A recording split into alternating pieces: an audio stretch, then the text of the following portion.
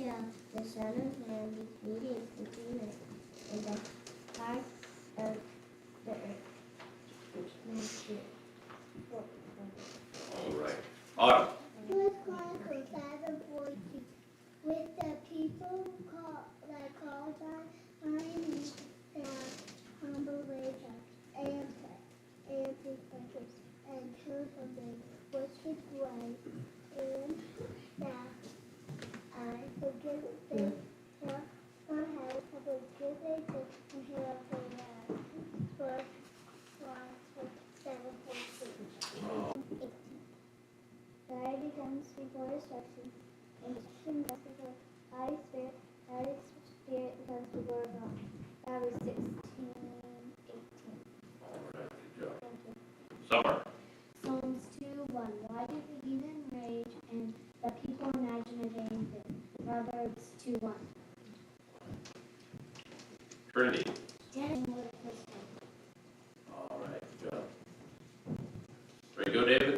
I'm ready. All right. Go ahead. I we put this, this baseball. Yeah, you all warmed up in the bullpen? Yep, I'm warmed up. I'm ready to toss the ball. All right. Okay, we should get ready to make a home run, to make a home run Okay. and get Ready. to the base. To the base. Home runs are better. You don't have to run as much. Okay, all right, okay. Are you ready for this treatment? Yeah. Go ahead. Okay, this is from Acts chapter 9, to bear my name before the Gentiles and kings and the children of Israel. Good job. I'm sure you had more. All right. Patty. Yet also because he transgressed mine, he is a proud man, neither keeping home, enlarged stars, hell's death, and cannot be satisfied. And Habakkuk. Aba 2:5. All right. Tyson. 1 John 4:19. We love him because he first loved us. Good job. All right. Thor. From Luke 28, and then all things work together for good. Them that love us to death, for let the call according to All right. Psalm 23. The Lord is my shepherd, I shall not want.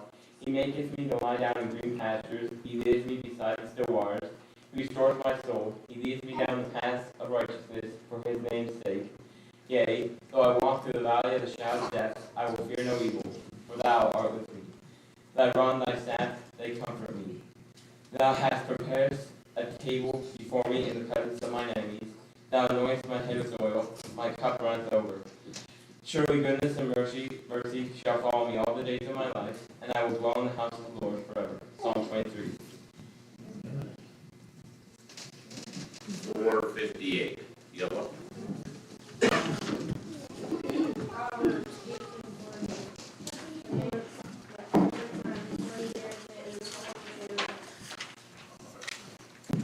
Yeah, 458.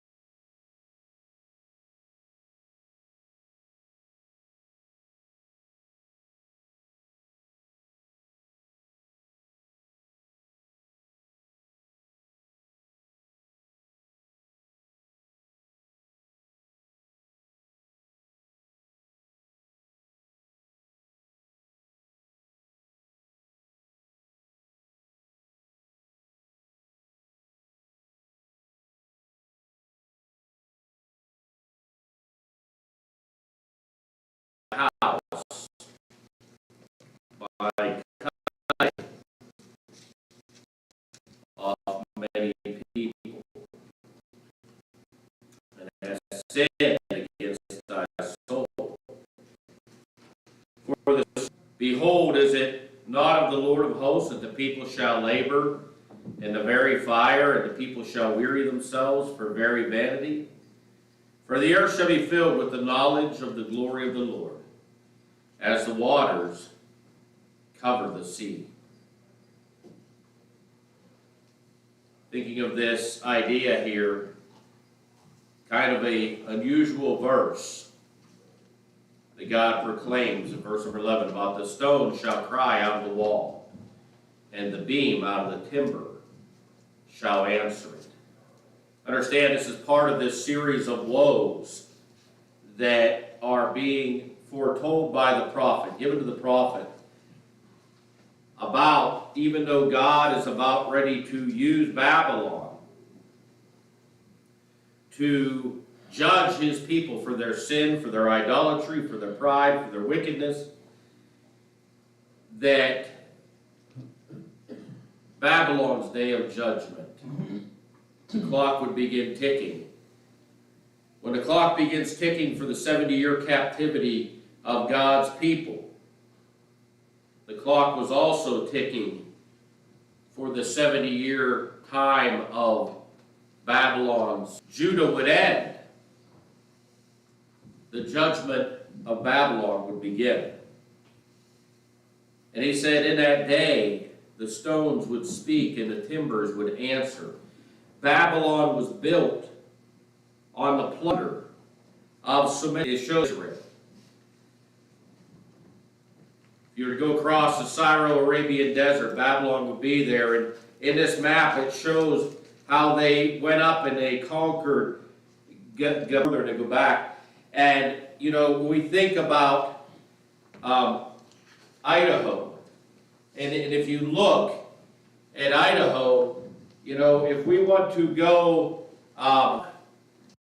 to the other side of Idaho, we can't just strike a line straight west, to my knowledge, and just, you know, as the crow flies type of deal, and end up over at a place like, I can't remember where you guys wintered, Lewiston. We can't just get in a vehicle and just say, let's go to Lewiston, and it'd probably take us about 3.5 hours. You know that's nigh to impossible, because to go to Lewiston, you got to do one of two things, my understanding. You either got to go up into Montana, right, over and come back down on the other side of that big wilderness area and all those mountains and that rain, or you got to go down south and go over west, over towards Boise or through Stanley, and cut over that way, and then head up from here to there. It'd be nice if there was. And that's kind of the route, if you can picture that in your mind, that's kind of the route that the Babylonians took. They went up and around that desert. And as they would go up, they would conquer, they'd come back in Judah, and eventually ended down in Egypt with their conquerings.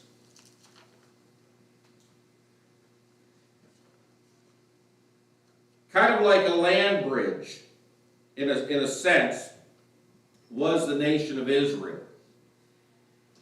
See, for them to cross, Babylon to cross the desert, was just kind of out of the question. There was no resources, there was no place to stock with supplies. There was really no places to